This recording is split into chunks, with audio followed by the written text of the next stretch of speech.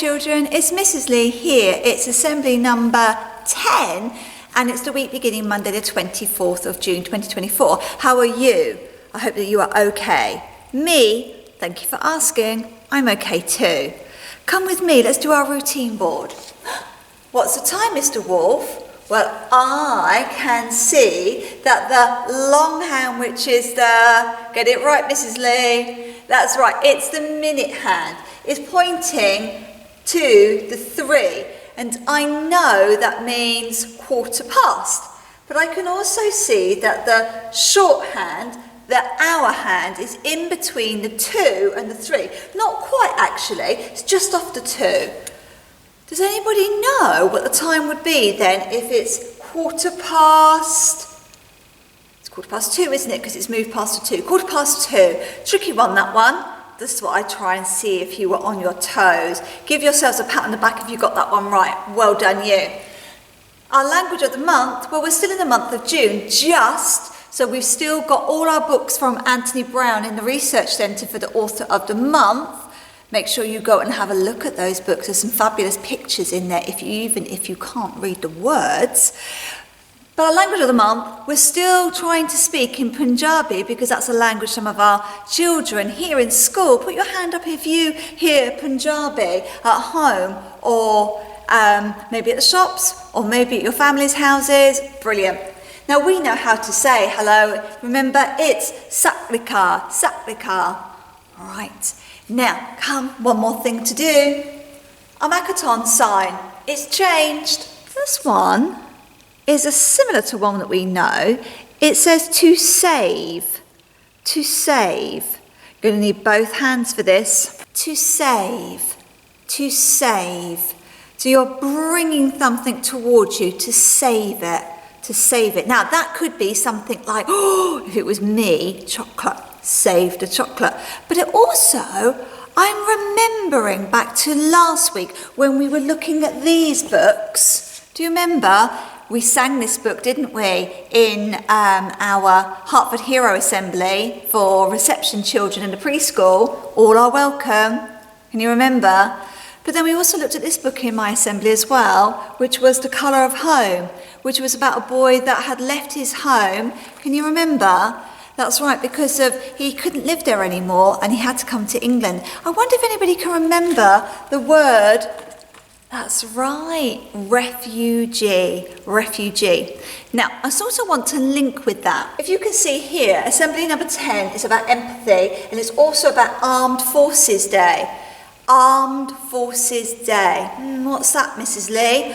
Well, have a look at these pictures. You see it's a tank there, with a soldier poking at the top. A huge battleship there in an ocean somewhere.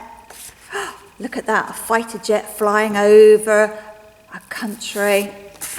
Oh, look at that. That looks like an amazing helicopter there, and it's actually carrying a huge truck. Oh, I wonder what this gentleman's doing. Looks like he's got army fatigues on. Looks like his uniform. He's working at a laptop and he's got headphone on and a headset. Whoa, what do these people look like, their uniform? I think that's the Navy. And finally, oh, some cadets, some soldiers. But they're not just all boys. There's a girl there too. The armed forces, children, are people who try to save us. They try to protect us, and they work all across the world. So there's armed forces that are we're over here in America. All right, there's armed forces, there's soldiers, there's sailors, and there are pilots. People that work on the land, people that work in the sea, and people who work in the air, who are trying to protect America. But there is also, where are we, Mrs. Lee's always losing us, because we're quite a tiny little island, and we're over here. This is us over here.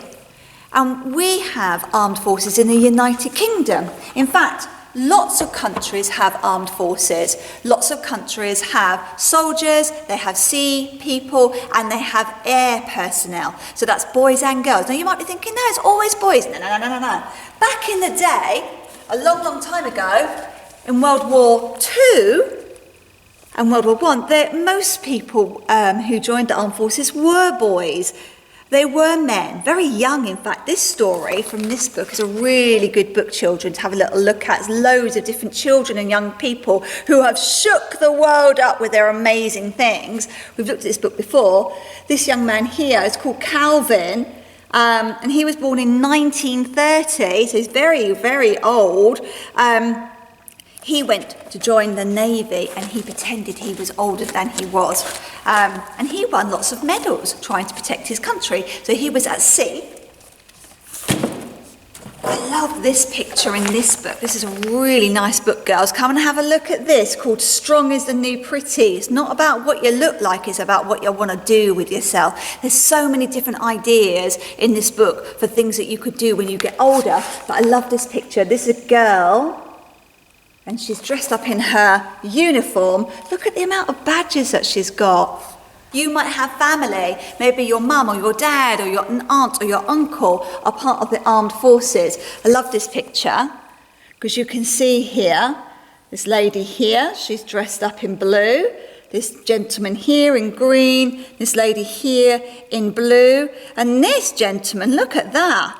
He is dressed up in his kilt, maybe from the Highlands. Now, all these people are part of the armed forces, and they each do a job.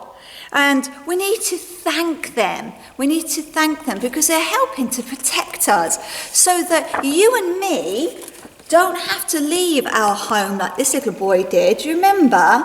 In fact, there are lots of children now who are leaving their country because there is fighting going on, and they need the armed forces in their country to help them.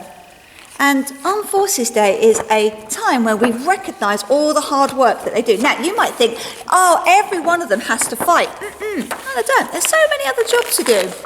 Remember this picture here? He's not fighting, but he's helping because he's communicating. Communicating, what a lovely word. He's communicating information to help. I love this picture. Imagine girls being able to fly that and to be able to carry a truck and move it from one place to another. See, there's lots of different jobs that you can do in the armed forces, and also there are lots of different aims that they have. In fact, their first aim, everybody, is to promote peace. They don't want to fight. They're trying to protect us, trying to stop, deter people from fighting.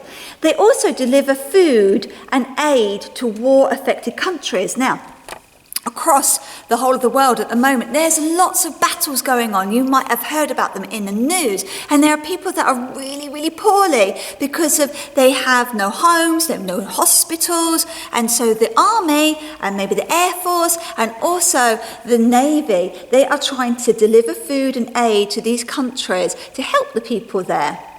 They deliver food and aid where there's been natural disasters. So when there's a volcano or an earthquake and it's caused lots of damage, they might go there to deliver food and aid. So like clothes, toothbrushes, water, all sorts of things. And they also try to fight against terrorism all around the world. So why do we have an Armed Forces Day?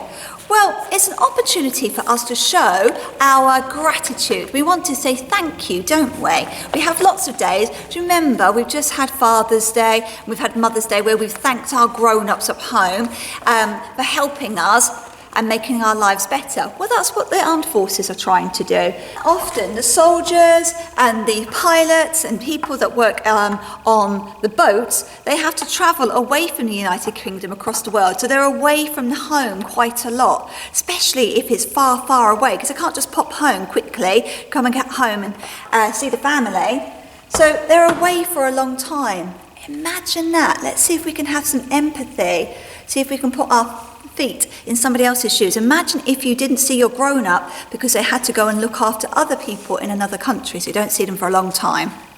Now, sometimes the families actually go with the soldier who's in the army, or they go with the pilot who is in the Air Force, or they go with a Navy officer on the ships, and they go and live in another country across the world. Now, that's me. When I was little children, my dad was in the army and I had to travel with him a lot, and I counted on my fingers how many different places and schools that I went to, and I got to 17. Gosh, that's a lot, isn't it? So I had to go to different schools, make lots of new friends, making lots and lots of new friends, finding out new things, especially some of the countries that I lived in had different types of food, the weather was very different, and the schools were a lot different as well. And I had to try and learn different languages. Now, luckily, most families now stay in their country that they're in, so they don't have to travel as much.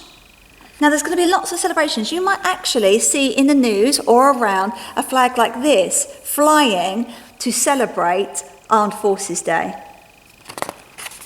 Okay. You might even go to an event.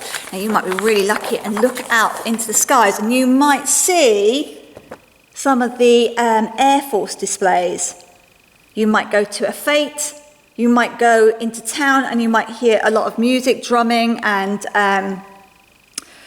all sorts of things that could happen.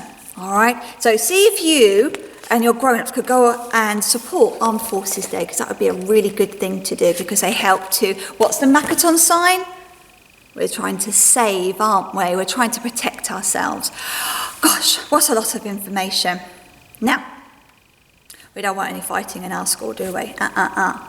In fact, if somebody does push us, or somebody does do something that makes us feel sad or angry, what do we say we have to say to that person?